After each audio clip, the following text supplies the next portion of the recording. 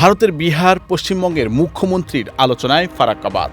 বিহারের বন্যা পরিস্থিতির অবনতি হওয়ায় রাজ্যটির মুখ্যমন্ত্রী সম্রাট চৌধুরী পশ্চিমবঙ্গের মুখ্যমন্ত্রী শুভেন্দু অধিকারীকে ফারাক্কাবাদ খুলে দেওয়ার অনুরোধ জানান। এই বাঁধ খুলে দিলেই বাংলাদেশের কয়েকটি জেলার জন্য অশনি সংকেত।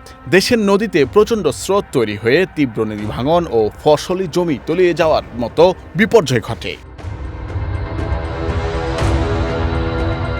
ভারতের বিহার ও উত্তরপ্রদেশে অতিরিক্ত বৃষ্টির কারণে নদীর পানি বিপদসীমা অতিক্রম করলে দেশটির প্রশাসন বাঁধের সুরক্ষায় ফারাক্কার সবকটি গেট খুলে দেয়। এর ফলে উজানের আটকে থাকা বিশাল পানিপুঞ্জ গঙ্গা হয়ে সরাসরি বাংলাদেশে প্রবেশ করে, যা বাংলাদেশে এসে পদ্মা নদী নামে প্রবাহিত হয়। ফারাক্কার উন্মুক্ত পানি পদ্মায় আসা মাত্র নদীর পানি দ্রুত বাড়ে এবং অতিরিক্ত পানির চাপে পদ্মা থেকে তা গড়াই, মধুমতি ও আড়িয়াল খাঁ সহ অন্যান্য শাখা নদীতে ছড়িয়ে পড়ে।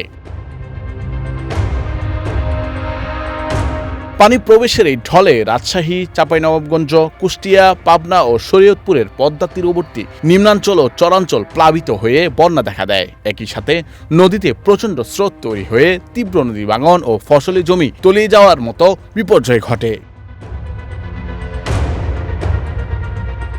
বর্তমানে ভারতের গঙ্গার পানি বাড়ছে এবং বিহারে বন্যা পরিস্থিতি সৃষ্টি হচ্ছে। এরই পরিপ্রেক্ষিতে সামাজিক যোগাযোগ মাধ্যম এক্সে এক পোস্টে বিহারের মুখ্যমন্ত্রী বলেছেন, ফারাক্কার সব গেট খুলে দিলে নদীর স্বাভাবিক প্রবাহ সহজ করবে এবং বিহারের বন্যা পরিস্থিতি স্বাভাবিকে সহায়তা করবে। মুখ্যমন্ত্রী শুভেন্দু অধিকারী এ ব্যাপারে দ্রুত ব্যবস্থার আশ্বাস দিয়েছেন। বর্তমানে বিহারের নিরাপত্তা ও ত্রাণ কার্যক্রমই আমাদের সর্বোচ্চ অগ্রাধিকার।